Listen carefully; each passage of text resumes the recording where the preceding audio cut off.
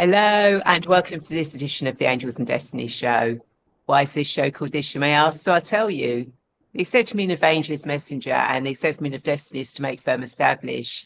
So my guests and I bring you messages to establish what you need to know in the present. And of course, I like working with angels and the calmness they bring.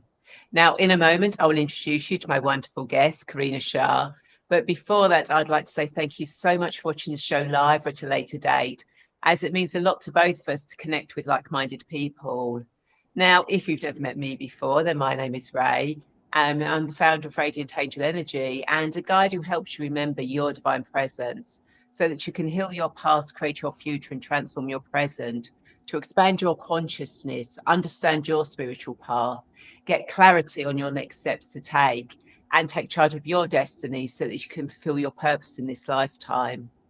Now, each episode of this show covers various themes of your journey, a mini guided meditation or angel oracle card reading with the wisdom of my wonderful guests, like today's guest, Karina Shah, about how to awaken the heart field of enlightenment. Now, Karina, the voice of GrandMother Speaks, is an internationally acclaimed mystic sage whose award-winning visionary art writings, choral singing, and musicianship have culminated in master teachings on awakening and ascending through the heart. Known as Grandmother Halu Sharma, a conduit of the universal oversoul, Karina's magnetic and powerful presence activates deep chords of wisdom at the heart of humanity's true divine origins. Karina is trained in the spiritual arts as a Master Shambhala Bayang Tao in advanced metaphysics, offering the sacred gateways of the harmonic heart masters in the awakening of divine consciousness. Born with a profound gift to peer into the unseen heart of creation, her radiant, sensitive, and loving awareness inspires us to awaken into the grace of presence she calls the heart field of enlightenment. Now, Karina's passion for mentoring, teaching, and ceremonial performance have manifested in breathtaking multi-sensory experiences, merging diverse talents of visionary spiritual arts, transformative trade teachings, sacred writings, living light songs with guided meditative transmissions. She offers the opportunity for profound insights in how we actualize our true nature.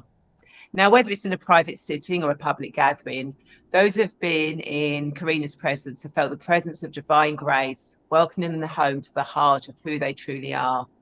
Now, with testimonials such as, after our session, I feel there is no ceiling. I honestly feel like there's been a massive breakthrough, but not just one breakthrough, a whole series of breakthroughs where I find myself willing for maybe the first time to actually give myself some credit for some of the amazing things that I've been responsible for and that I've done.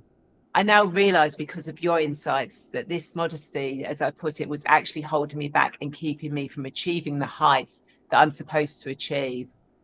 And Karina Shah has a unique and powerful gift. The connection with her spirit guides is undeniable.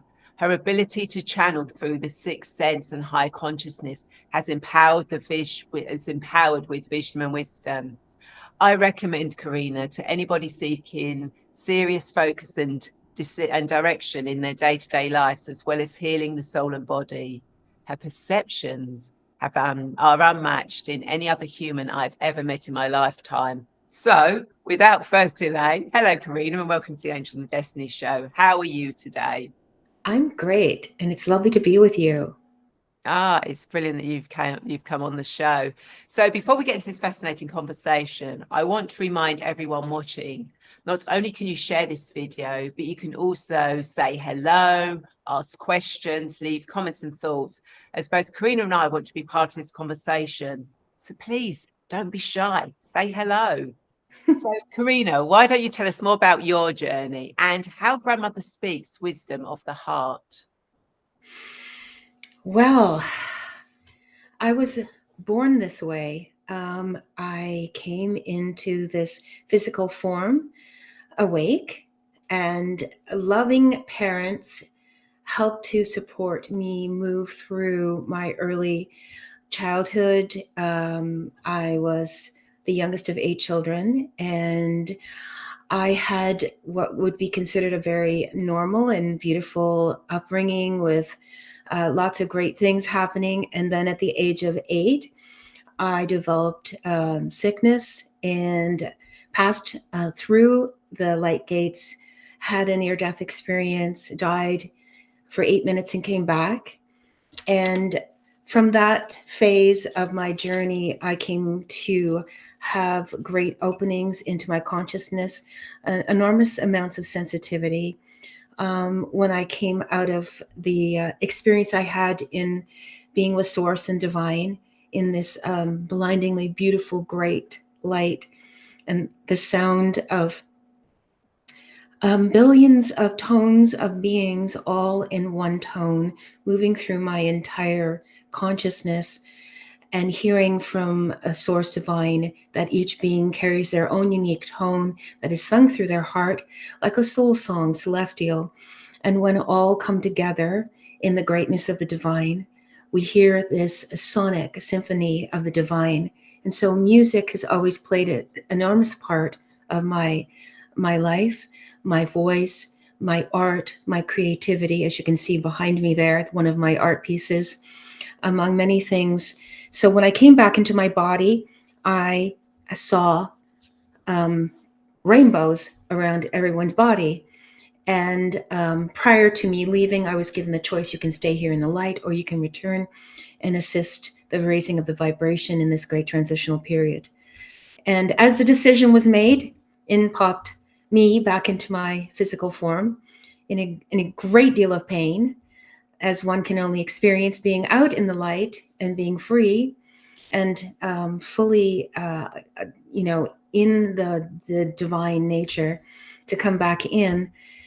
And so my journey of discovery through this whole process has been about patience, allowing myself to just emanate the vibrational field, which sometimes words and actions don't always line up.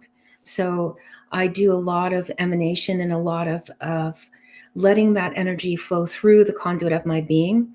I've been blessed to have my time in Earth School, and then leaving my body and going up into a higher divine states to be taught in, I don't know what one would call it, but higher realms throughout all of my existence in my childhood up until about the age of 14, when I had my first and very large quantum awakening. And that was when I decided to come and tell my mother and my family and my parents the deep love that I had for them, and that I was going to have a very unique life, and that I hoped that they would be able to support me, which they did through many conscious and difficult experiences. I had another 3 near-death experiences in different points and portions of my life that allowed me to bring more of the energy that needed to come through into this dimension of being. So I like to call myself a conscious catalyst and conduit that allows for the creation and the creative force in each being to be ignited through the flame of the heart. And what I mean is not necessarily the physical heart, but the high heart, which is the place where we actually access our full divine presence. We can have cognitive experiences in our mind, in our consciousness. We can have big quantum breakthroughs, but until we can fully center ourselves deep into our heart presence, it's literally almost impossible for us to live our fullest and most fullest and shining or effulgent or shining capacity here, because we need to be able to dwell in these physicalized vehicles, and we need to be able to feel at the depths of our being. And so I like to equate the idea of the heart being like a cup, as it's been said, or a vessel that allows for that light to enter in and to pour through the whole vehicle or the whole person. And so my experience has been such that I have been developing this over this lifetime and many lifetimes, although I haven't currently been in an incarnation in a very, very long time. So it was quite a massive, huge adjustment to realize the level of consciousness that was currently here on the planet. And so that was a big adjustment for me, being that I was born awake. and also seeing around and looking at all these beings and parents and roles and obligations and seemingly the kind of things that comes across being in a human form. And so I always had this distance of standing back and witnessing. And I feel that one of the greatest gifts that I can give in my service is to be a profound witness and to allow my eyes, my heart, and my being to be almost a window into this world, but also to a gateway to the higher divine realms. And that gives me great access to a place called the Libraries of Liberation. And this is a repository of all of the sacred wisdom and divine wisdom in this known local universe. It doesn't mean I have free access so I can just go in and wander around. But if need be, at any particular moment, I am able to have access, if given, through the power of grace, to be able to bring forth something that can be of assistance, whether it be in an individual session or a group gathering or online. So that gives hopefully a little bit of opportunity to get to know me. Yeah, I mean that's you know you quite often hear of some of one or one person or having one near-death experience, but to have several, that's kind of like quite quite a lot. And I don't know if those that are watching have had a near-death experience at all. If you have, it would be lovely to hear from you and that on there. So obviously you talked about sort of like coming back, and obviously the pain of being trapped in your body again, which is kind of like a vehicle, really, isn't it? Was that every time you came back? Has it been the same or has it lessened? Okay, so for the first time, because I had developed an illness that and had also had a head trauma and had some a quite severe thing happen to me. The adjustment coming back was quite dramatic. But as I grew in my awareness and my knowing, it became that much more simpler. I wouldn't necessarily say easy, but simpler to be able to have that. And of course, the guides and guardians will always say, well, now you have another birth date to celebrate.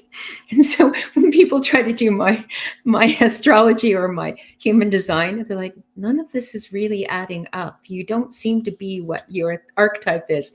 And I'm trying to explain to them, well, I have different birth dates. And like, is that how it really works? And I go, yeah, it's like a brand new incarnation coming in. And you come with new gifts. And yes, the transition, it's a little bit like being in turbulence, in going from an atmosphere where a place is a much more grander vision and a much more gentler, easier way of being able to move, to be. And it's not like you have a sense of, oh, this is who I am as a personality. It's more of an absolutely expanded, dispersed, emanating kind of experience. So to step back into a form as I have, yes, it has been adjustments, and I do have to physically adjust.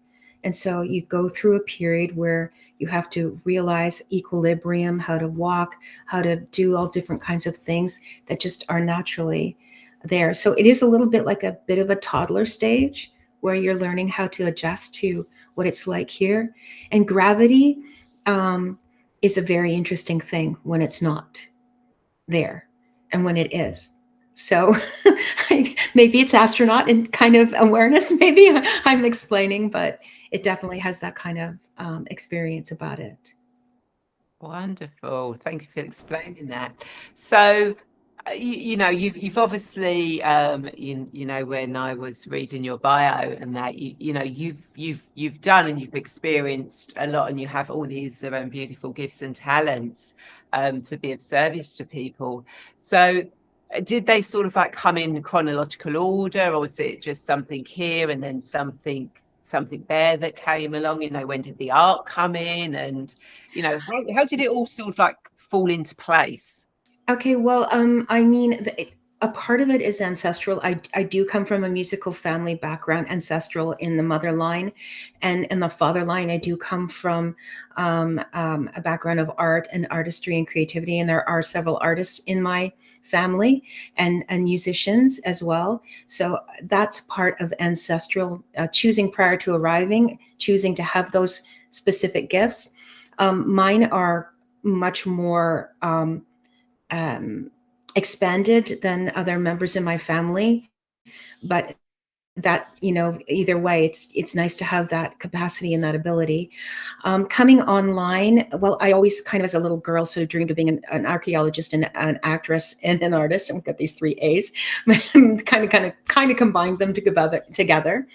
And then of course the realization was, as I was going to a school in the higher realms, the realization is, no, you can use all of those gifts for performance, for awareness of, you know, the deeper meaning of life, and for just being able to give to communities an immersive experience.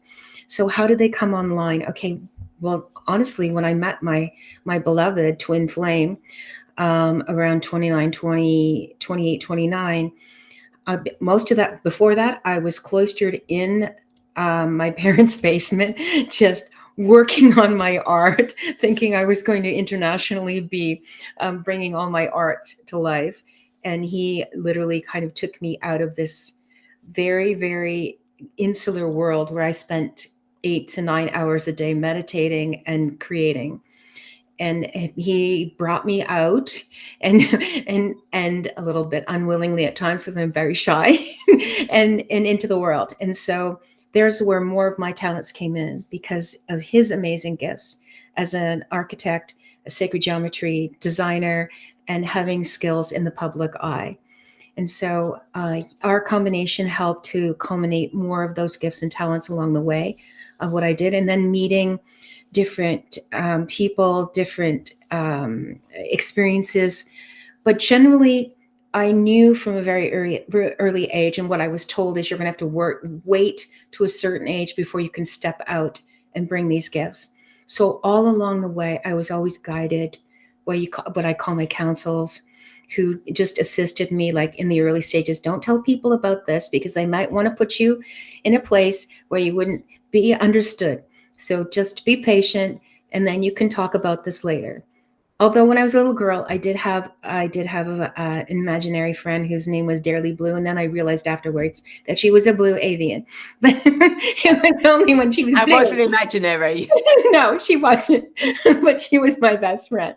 So, so yes, they did develop in different stages, and I offered different things after the meeting with my partner. I came out more, and so I started offering circles and gatherings. And then when I went to the United States, I kind of really came out, and I did, you know, large ceremonies and had, you know, major experiences around the 2012 timeframe, 2011, 2012. And from then on, it was just, you know, ceremony after ceremony until I got to the United Nations. And then out of the blue, you know, a dream that I had came to pass when I got to New York City. And I met the head of the clergy, and she brought me in to do a Divine Mother blessing at the United Nations. And so that just kind of took me into a wider sphere. So every time along the way, with all the different teachings that came, or the different ways that I did it, it would be encounters or meetings. We talk about, I mean, I'm sure you've had miracle meetings with people that just completely shifted something in your life. And so I just feel very blessed that along the path and along the way, I've had these just evolutionary encounters that have brought me to the next stage of my development. So it is very much a beautiful crafted path that just opened up for me, at times quite unwillingly, dragging and kicking when I didn't want to do something, but I nevertheless followed through. But we're allowed to have these human moments where we feel like temper tantrums, you know, you're on the floor, no, I'm not going to do it. And then afterwards, it's like, oh, yes, that was supposed to happen. So I want people to know that, something, oh, I want to be like you. And I'm like, no, you don't.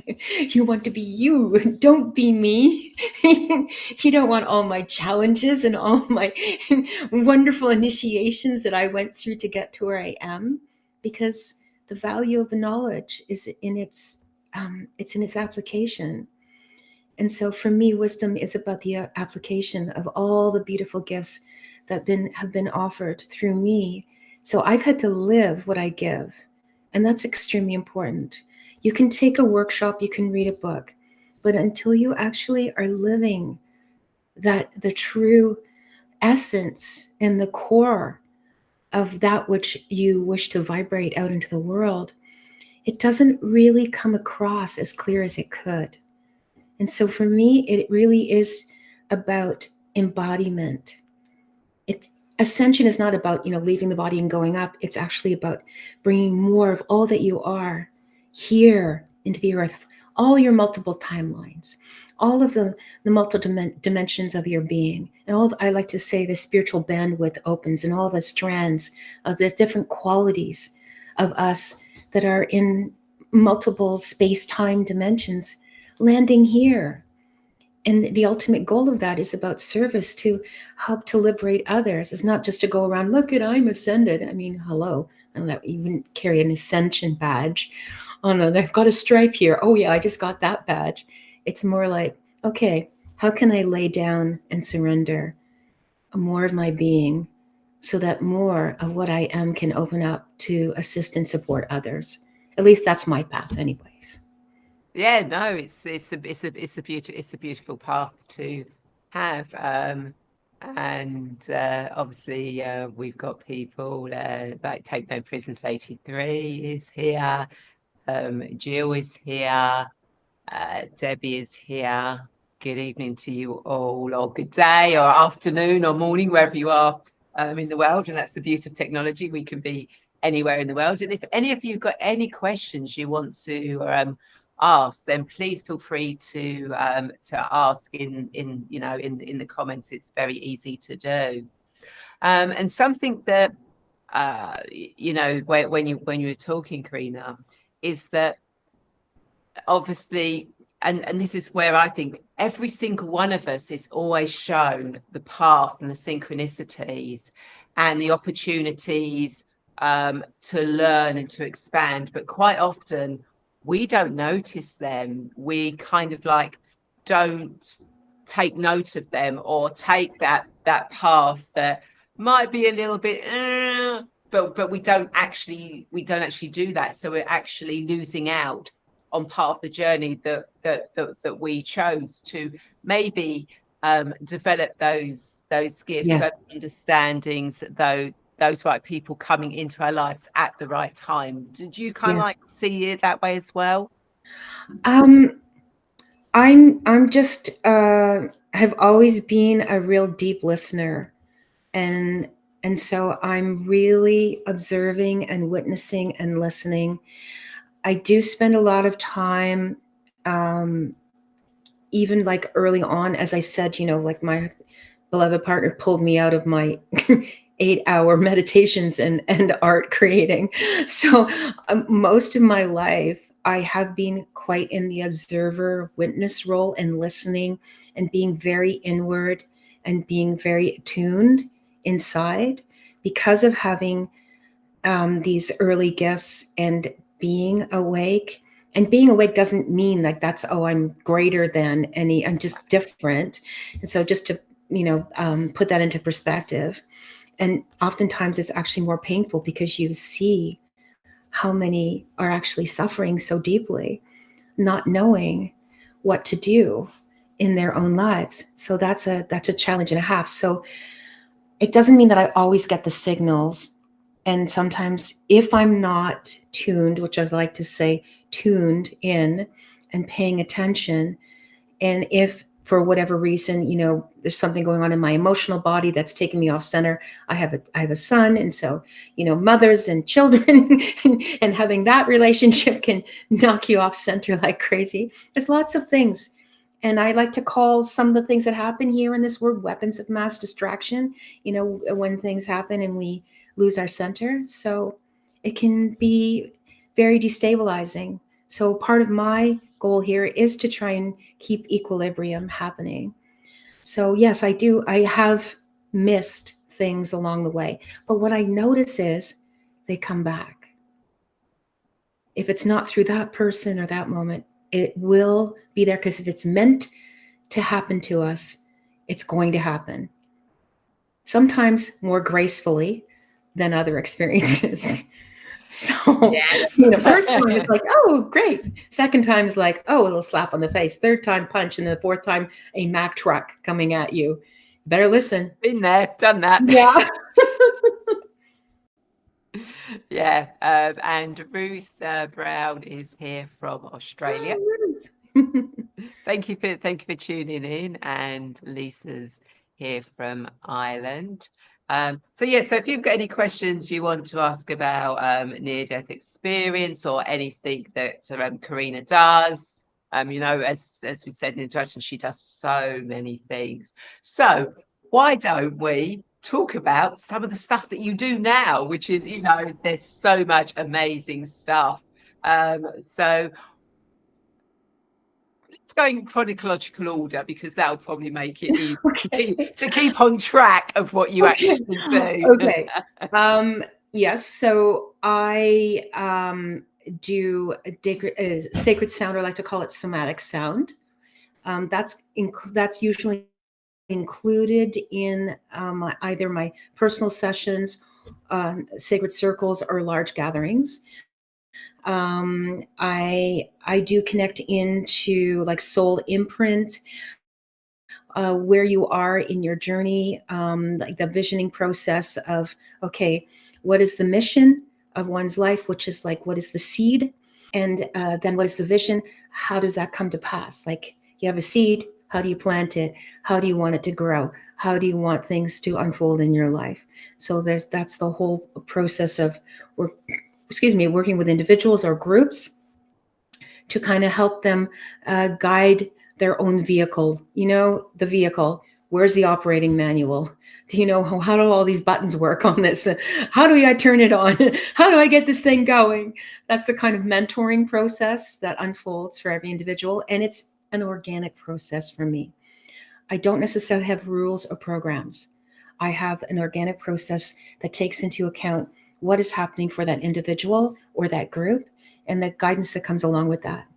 I did develop a group called the Divine Pollination Community, and that was running for 2.5 years. From that, I have divine pollination pillars that are all around the world. And when we get together, I have these pillars that help to form a community circle. And so that's another thing that I do.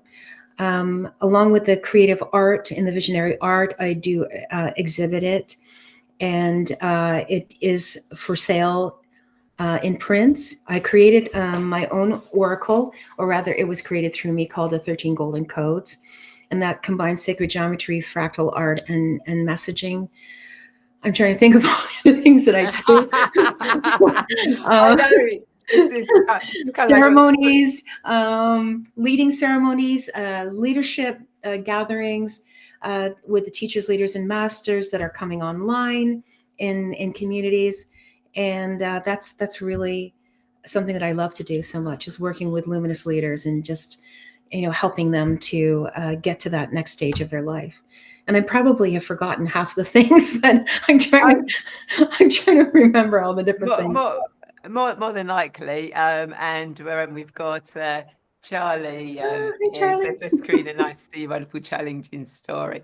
So I'm sure both her and Ruth have probably go, oh, actually, Karina does this and this and this and this and Yes, this. yeah. Exactly. Ruth's had sessions with me, and Charlie is actually one of my pillars in my community. He's amazing. So I'm very, very blessed to have all these people all over the world that just want to keep coming and hanging out with me. And I'm just like, hey, you're coming to see me? No, I'm happy to be with you. So it's like, oh, it's my service. I'm so thrilled. So yeah. Yeah, beautiful. So I mean, the first thing I said to you when you came on was, I love that picture behind you. Yeah.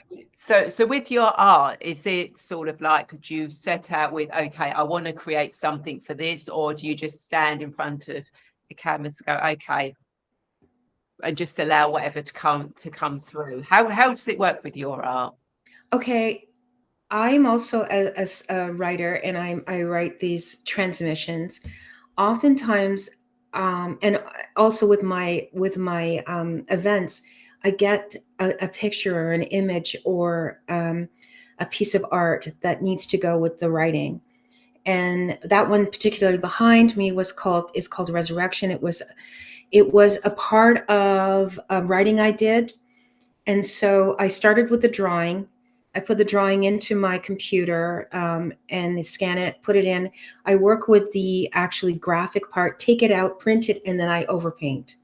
So I have this whole process, but it usually starts with an inspiration of something that's coming through. And so that piece behind was about the resurrection and the ascension of Gaia and her rising up into her higher state of being. And we're here like midwives to assist in the resurrection and the raising up of her consciousness and field. So that's Gaia's ascension. And that's one of the reasons why that piece is so strong, is people are really drawn to it. And then I had a series of events surrounding that I did. And so yeah, that's how it comes to me, oftentimes through writing or through an event or through that. But I don't really necessarily stand in front of the canvas, because oftentimes I do the drawing first, then it gets printed, and then I start overlaying. But most recently, I am starting back in painting. So who knows what next revelation will come from that? Watch this space. And Yeah. and beforehand, asked if anyone had any near-death expressions. And Take No Prisoners said, Dad had a near-death open heart surgery while he was recovering afterwards. He had a seizure, a massive stroke, couldn't move or breathe. No one thought he would make it. Big woke up was doing okay. And it was a real miracle, because doctors had are baffled to what happened. Mm, wow. Yeah. Yeah. Thank you for sharing that. Yes. Yeah. Thank you. That's amazing. Well, I'm sure health crises are oftentimes great moments of awakening for someone, and oftentimes it takes that big shift in someone's life to and when it's and the doctors are saying it's a miracle. That I've been called a miracle many times, the things that have happened to me in the medical realm. I've written up in several journals because of the miracles that have happened to me. We can't explain this, we don't know what happened to this thing, but here we are, and now I'm written up somewhere. So maybe something will come from that, your father's experience. And open heart surgery is really powerful, because when you expose the heart and it is open and it's there, it's actually taking in more energy from the actual space and place wherever there's something that is injured and needs to be altered. And so there was probably a really important moment this is an important moment for him in his life that will have a big revelatory effect for the rest of his life. And I'm sure everyone in his life is probably noticing quite a bit of difference in who he is. Yeah, Yeah. beautiful. Thank you for that. So where does Grandmother Speaks come from? Yes. So in 2016, through a series of experiences, both personal and global, I started writing, and it just started to come through. And my counsels and my guides had already given me the name Grandmother El Shema, which means she who is at one in all universes in song, prayer, and being. But all of a sudden, these transmissions started coming through, and it was Grandmother Speaks, wisdom of the heart. And the shift from what I was doing before that became so strong. I'm now at about 90 transmissions of writings from Grandmother Speaks, and each one is carrying a particular frequency or tone in terms of the writing. in terms of actually becoming more fully embodied in my higher presence, that's when, in like around 2016, 2015, when it started to really descend more fully into me. And I just had these kind of series of quantum recalibrations and awakenings, and the realization with the harmonic heart masters, or what the teachings of Shambhala, and the great guardians that surround that became more and more crystallized in my existence. And so the Wisdom of the Heart series that I've been doing on and off, Charlie's actually co-facilitated a number of those with me. They became so much more clear and so much more simple. And this is the thing that happens with Grandmother Speaks. It's all about this state of grace that comes in. And she says this over and over again. And even though it is me, I still feel like it's a me that's too grand and big to even imagine. So I try to just put that aside. She calls herself the Universal Oversoul, or the Goddess of the White Lotus, which is the pure heart teachings of the divine harmonic heart masters.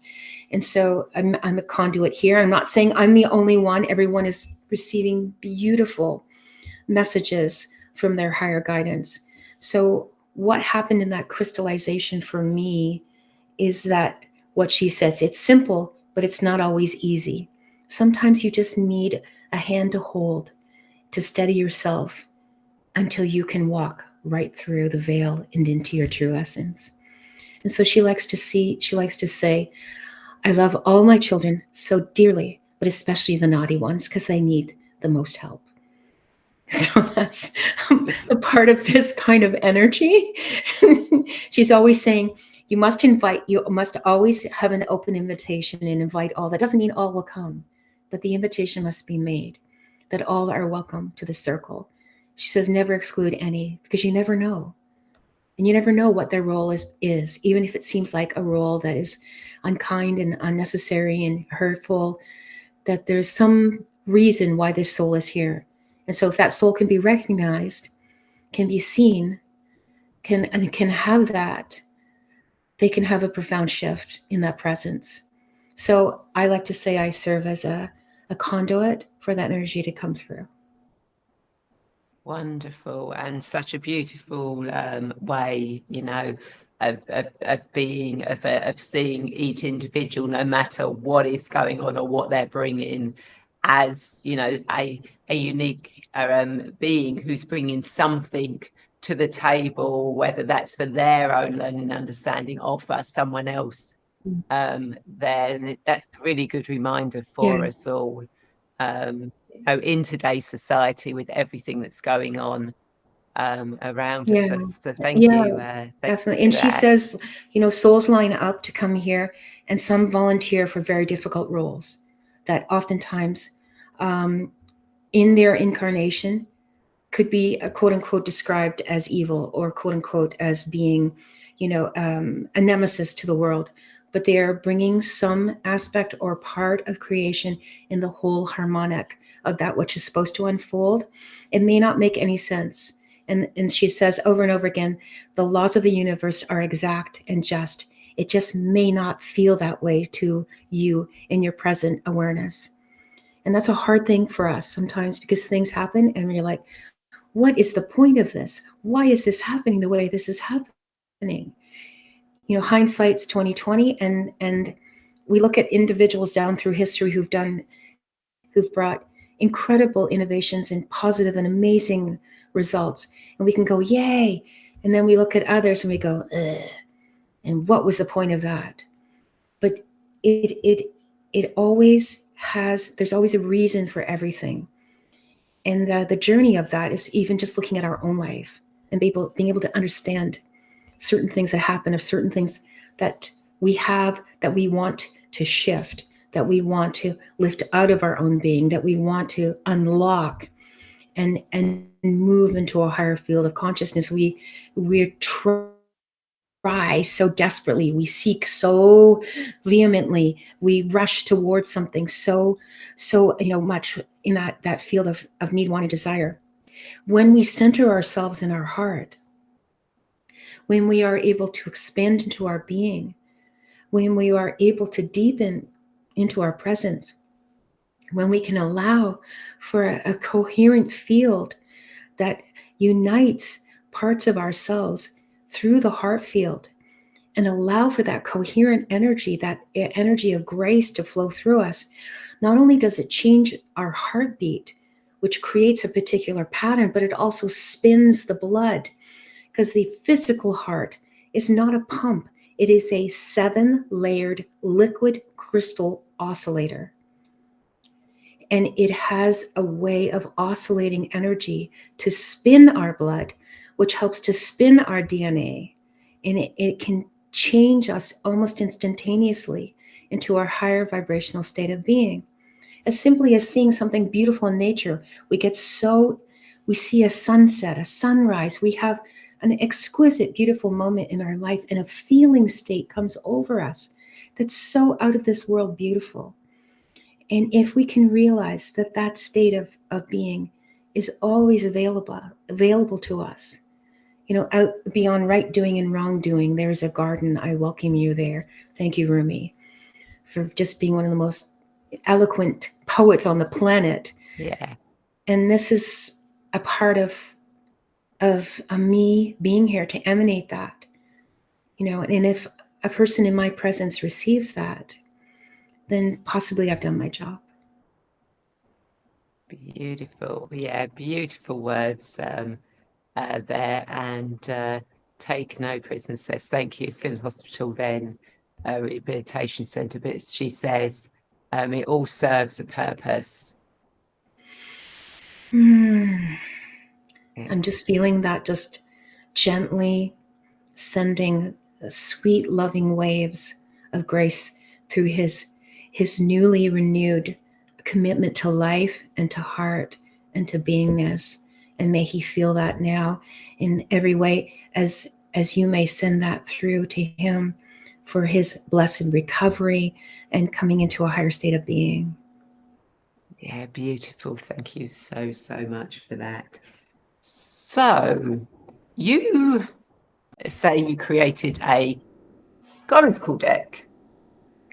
Yes. Yeah. Do you have that with you at all? My deck. Yes, behind me. Do you want me to get more? Well, as people know, I do angel oracle card reading. Oh, okay, cool. Meditations. Yeah. No, listen. And I like to offer my guests a reading or a mini guided meditation. They get to choose. But if I know my guest has got something, and it's only if they would like to do a reading or do something as well. So if you would like to pull a card for everyone watching, then you are more than welcome to. But you don't have to. I would love to do that. And my gosh, I would have loved to have a reading with you too. Oh my God. I'm going to. Don't worry. I'm still going to do mine. So let me just get. Actually, they come in threes. So I'll pick one from the Master Healer, one from the Master Leader, and one from the Master Teacher. So that's how they work. 13 cards in each of the decks, and they represent the 3 gifts of Source. So let's see what comes through. Okay, in this beautiful gathering, a group of beings. Oh my gosh. So here's Myrma point number 1. Myr is a term that means place of ascension. Ma means womb of creation. So we go a place of ascension in the womb of the Divine Mother's heart. And the message is, what is my heart's truth? What am I expanding and attracting within myself? One breath expands your light, elevates your soul, and completes your vastness. So this is a group that really, really powerfully is in a moment of attracting and expanding in their truth. What is at the core of their being? What are you expanding into? And what is it that you really, really want to feel in your healing center, in your healing vibration? A lot of beings right now who are with us, they're really curious about how to expand their healing gifts and their healing vibration. And we know it always comes through the heart's truth. So what is that seed inside of you, that little niggling part of you that's saying, I wonder about what this, I wonder about what that is. So all you need to do for that is through your breath. So in this group that we're with right now, it's also about expansion of the breath. And how we do that very simply, is we take that breath in, we hold it for a period of time, let it go down around into the belly and come back up. And then with the sound of ah, which is the sound of the heart. And that can bring in a very clear, very wise, and very strong truth just by that vibrational field. Then we move into the master teacher line and we get soul and light. And this is the 0 point frequency. Soul and light, resounding silence. So for those that are with us today, they're really going into the depths of their life and those moments of letting go. So we could call that death and resurrection. And so that's the pattern that's being clear. The fear of the power of what we have. So self-mergings, higher realities, self-revelations. They're really moving into a very high state of being right now. They're here to serve. They know that they have a gift. And now it's their time to embody who they are. And they come into that I am, omnipresence, omniscience, omnipotence. And they feel that within the strength and the power of their heart of all that is. So they're really claiming their higher gifts, and they're allowing them to embody right through their whole being. And they're really, really listening by going deep into the silence. So this is a really, really powerful group here today with us. Not surprising with a being like you being here, attracting these amazing beings here. And so for this soul group, soul and light, okay, so you're right in the center of the circle of all of us surrounding you. And you've got this one moment to just be able to declare something to yourself, to God, to the divine. And once you declare that, then you can breathe that in and feel the embodiment of it. So it's a real moment of declaration. Finally, the master leader line here, walking the breath home. Light is stillness of the mind. Okay, so this moment for you in your leadership is about listening, not once, not twice, but 3 times. And we have another code here of stillness. So this is really important for what's happening in your life right now. Come to the stillness, come into the silence, feel the radiance, feel the holy light. Listen to the voice within you who understands who you are. Feel into divine sound. Learn how to open up your voice, your heart, and your presence. Spend some time with real quality facilitators like myself or Rae or whoever you're really attracted to, but start to develop the sound codes or the sound chords that can move through your body.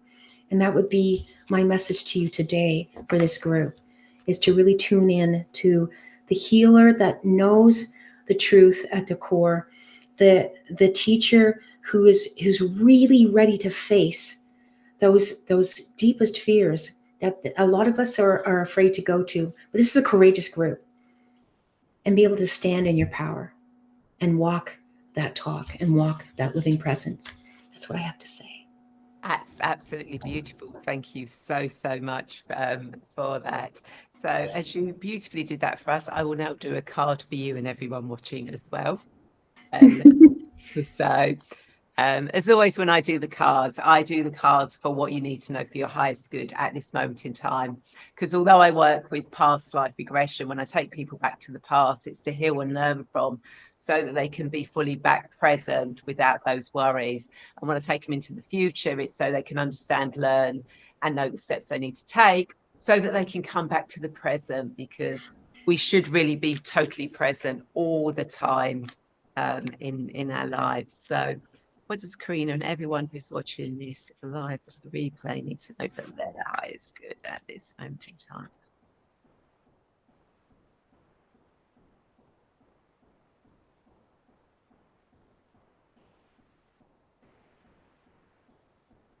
Absolutely perfect for what we've been talking about, and ties in quite nicely. Ascending the mountain, keep going forward. How much more perfect could that be? It literally is the confirmation. You're ascending that mountain, so keep going forward with it, opening that path for others. And everyone who's watching this, you are ascending that mountain. Just keep going forward, following those breadcrumbs, those synchronicity, everything that's coming in your path, you know, start following it, because you are ascending that mountain, you are climbing, coming into your own to be of service to the world and everyone else. So an absolutely brilliant card, that's come through for Karina and everyone who's watching this. So that's absolutely brilliant. And Take No Prisoners said, thank you so much for that. Appreciated when you were talking about her father there. And Charlie says, indeed, absolutely. Such beautiful energy has been coming through today. It's absolutely amazing and wonderful. So, Karina, do you have any insights or thoughts or last words of wisdom to leave our viewers? One of the keys to being able to live a life through our divine heart is trust. And oftentimes, trust is just like driving a car on a very, very dark road, and you just have the headlights and it just a few little bit of light in front to see what is coming. But even deeper than that is within you is an illuminated presence that allows you to actually move that light from your inner space into the outer world and light up more roadways and gateways for others. And so sometimes we have to start in that vehicle with just a little bit of headlight room in front of us. But when that trust within, it takes that inner light and it expands it outwards. And you become the lamp or the light for others by embracing the heart light within your own being. That's what I would like to say. Thank you. That was beautiful words. Thank you again. That's absolutely amazing. So I hope everyone that you've enjoyed this conversation and found it insightful, because I know I definitely have. So if people want to connect with you, Karina, how do they do that? Okay, well, I'm on Facebook, Karina Shahar. I'm on Instagram. I have a website, karinashahar.com. I'm also doing an online event on February 24th called The Visioning, and it's about our collective vision. And you can reach that through Eventbrite, but on my Facebook profile, you'll see all the information there. I also do live events in the Greater Toronto area. There's one coming up March 24th. I will be doing a retreat coming up in the spring, and that will be announced on Facebook and on Instagram. And then I hope to do a fall tour in which I will be traveling to your country. Yay! So maybe we can meet up. That would be absolutely amazing. Yes. Depending when you are, whatever, we will definitely try me out. It would be brilliant to see you. Yeah. In there. And Ruth says, love the show. Thank you so much for watching, Ruth. That's been lovely. And Charlie says, let's make each moment one of us trust. Let's allow the space rise between our thoughts, through which all answers to our questions may arise. Let's withhold our quick judgment of all actions which may appear before us, so that we may listen to